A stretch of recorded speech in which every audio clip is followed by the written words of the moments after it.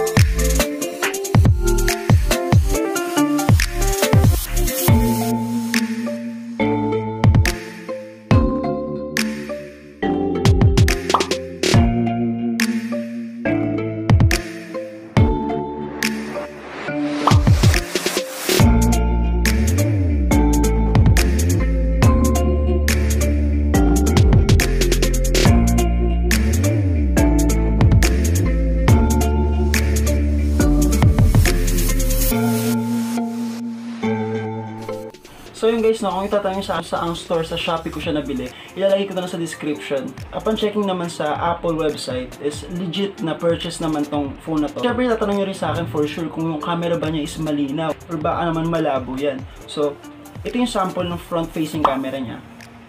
Pa-cute. And of course, yung rear camera niya, ganyan.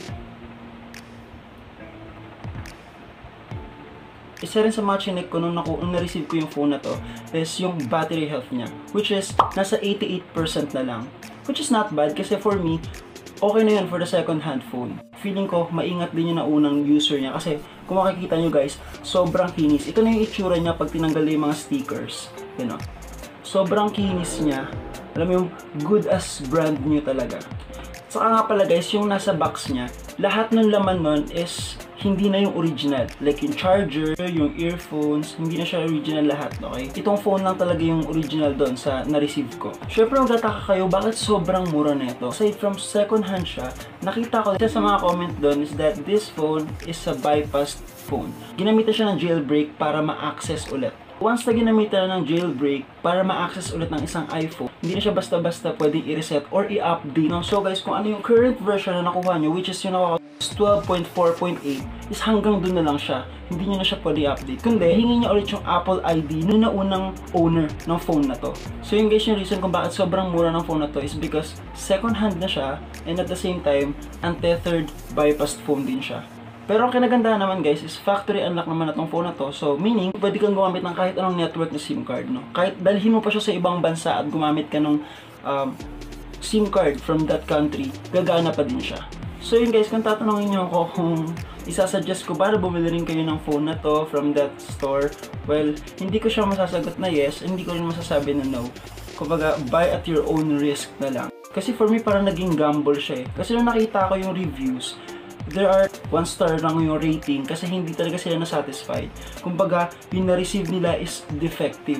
Yung iba hindi raw gumagana yung Touch ID, tapos yung iba naman nag-hang daw, hindi nag-charge, ganon. So, kinabahan din ako nung bumili ako. Isa sa mga option ko is yung 7 Plus talaga, which worth 5,000 ata nung time na bibili ako ng phone. Pero sabi ko, sige, tatry ko na muna yung 6 Plus. So, if ever na hindi gumagana, hindi ako masyadong nalugi kasi baka pwede ko pa naman magawa ng paraan. Yung ganun yung nasa isip ko. So, luckily, naka-receive tayo ng sobrang maayos sa cellphone kasi sobrang kinis niya and lahat ng functions is gumagana. Wala ako laging problem. Sobrang daming affordable units sa shop na yan. Kasi may nakita din ako doon na halos 1,000 pesos lang yung iPhone unit. So yun guys, ang bali yung ginawa ko, ginamitan ko siya ng pinagbabawal na technique. Kasi hindi ko alam kung i-share ko, pero sige, sabihin ko na rin sa inyo. Kasi noon pa, tuwing nakakakita ako nung, alam mo yung sobrang mabababang reviews, pero ang mura nung binibentang unit, ginagawan ko ng paraan para makakuha ako or kahit pa paano makuha ko yung best unit na kayang ibigay sa akin ng seller. So ayan, nasa inyo ko lang share to ha. So ang ginagawa ko, una guys, chinachat ko muna yung seller na I'm interested to buy in bulk. Kasi I also want to be a reseller of this unit or this item. Ganon. Tapos, kapag nag-reply na siya, sabihin ko, okay, sige, bibili muna ako ng isang unit. Just for testing. Ayun, naisip ko lang na baka pag ganon yung sasabihin ko sa isang seller, ang maiisip niya, nako, big time buyer to. Kailangan ibigay ko yung best na unit sa kanya, sa unang order niya, para makabili siya ng mas madami pang unit. No? So, kumbaga yung ginawa ko is reverse psychology. So, before ka mabudol ng seller, mauna ka naman bumudol sa kanya. Kasi sometimes guys, yung mga seller na ganyan, hindi na nila tinitignan yung unit before nila i-ship. Actually, yung ginagawa nila, pinapack na lang, tapos ship na agad. No? Hindi nila alam kung nagpa-function pa ba ng maayos or what. Kaya nakaka-receive sila ng ganong klaseng reviews. No?